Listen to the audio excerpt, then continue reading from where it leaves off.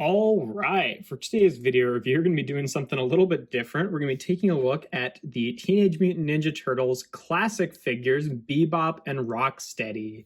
And yeah, right off the bat, I just want to say I generally have very little knowledge about Teenage Mutant Ninja Turtle figures and this line specifically. These were a total impulse buy for me. I just was at Walmart looking for other things and I found these guys and I decided to pick them up. I have no idea if these guys are exclusive to Walmart, like some of the kind of like more reissue-y type figures for Transformers are. No idea. I have very little knowledge about these and TMNT in general, honestly. But, I've always kind of had a soft spot for BEBOP and ROCKSTEADY as characters, and I saw them in the store and I decided to pick them up. They're each $10, so, it's a pretty good deal, easy thing to impulse buy. They did not come together. I just figured there's not a ton to talk about with these guys, so I figured I'd just put them together in a single review. But yeah, they're pretty cool.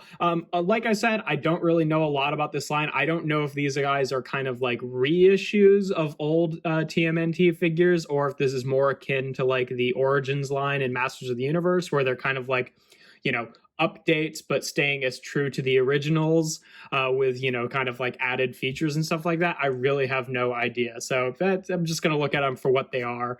Taking a look at BEBOP here first. He's a pretty cool, nice pig man.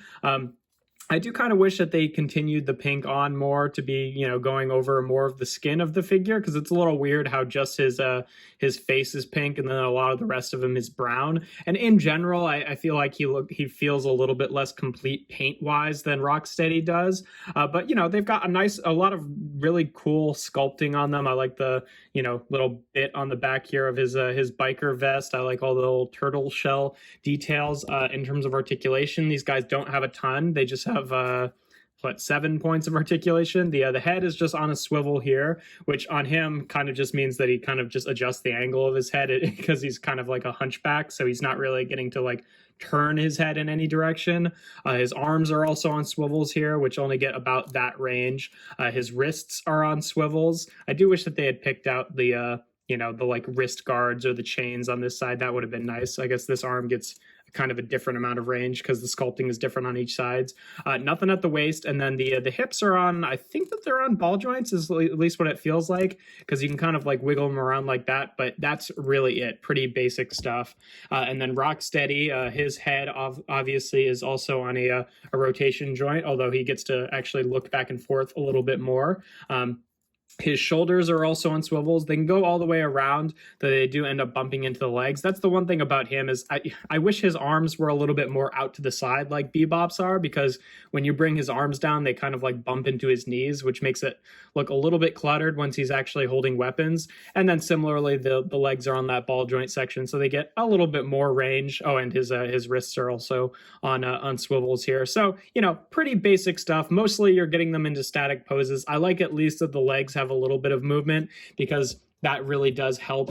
If their legs were just like on swivels, then it would just be that thing where you could really only have them in the one pose, and if you pose them any differently, then their feet would be misaligned, and they pretty much have that going on. But since their legs are on ball joints, it makes it a lot easier to actually like stabilize them and kind of adjust their pose to balance correctly depending on what they're holding, which I do appreciate.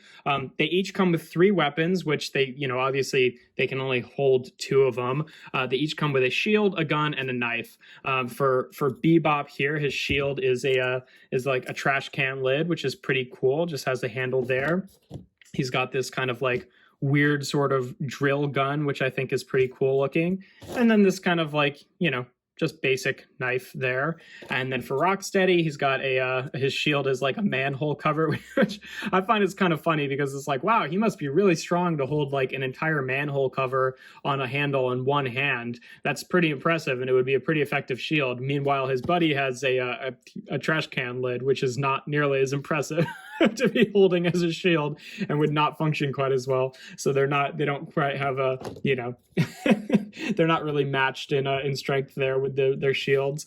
He's got a bigger gun too, which I think looks pretty cool, and then more of like a kind of combat knife, which is pretty cool and definitely fits Rocksteady. And then he also comes with this this like belt piece that is this like softer rubber, and you can take that off if you want.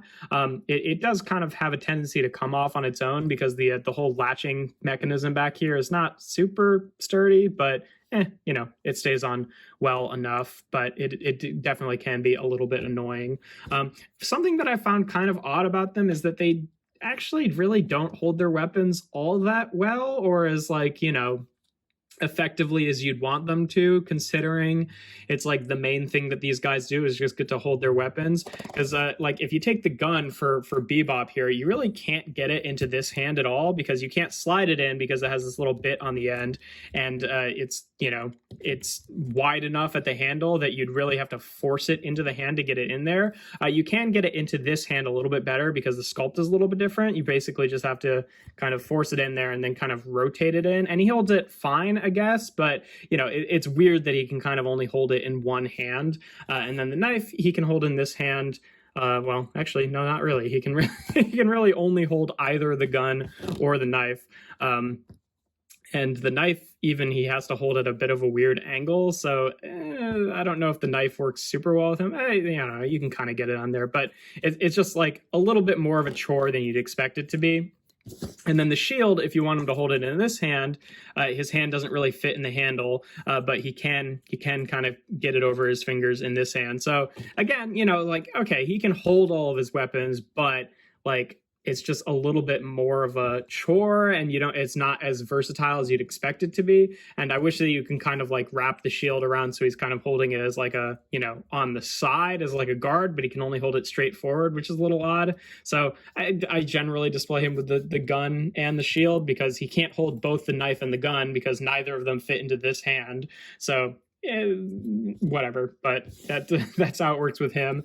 And then with him, the shield, it kind of, I mean, it fits in both of his hands, but like it fits way better into his left hand because if you're forcing it into his right hand, you kind of have, it's like stretching the handle around the fingers because the fingers are a little bit more bent out in this hand, unless he's kind of holding it weirdly inward at this weird angle. So it works better with his left hand. I had to think about that for a sec.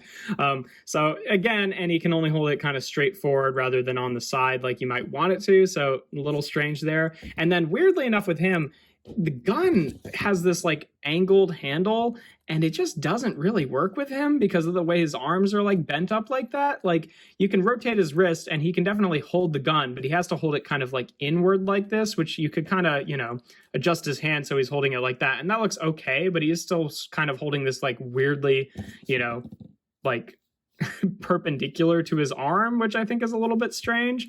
And then the knife, you know, I think he can hold the knife in either hand. Yeah, it's like a little bit loose in this hand, and it's kind of fits just fine in this hand. So again, you know, with him as like the most effective way to have him hold two items, I think, is to have him hold the shield in this hand and then the knife in that hand, and then just not have the gun, which is a shame because I kind of like his gun, but you know, it's fine enough. And like, again, since they're not like super posable or anything, these are mostly just things that I'm going to be wanting to put on a shelf, and they were only inevitably going to be able to hold 2 out of their 3 accessories. I just think it's a little weird that the accessories just like don't work super well with like both of the hands on the figures, because like it seems like that would be part of the fun of the play pattern. And then it would have been nice if there was some way to like store the third weapon on them, if he had like some loop on his belt there, or you know, something on his back. But you know, that's okay. But you know, just a little bit weird that it doesn't function super smoothly, but at the end of the day, it's fine.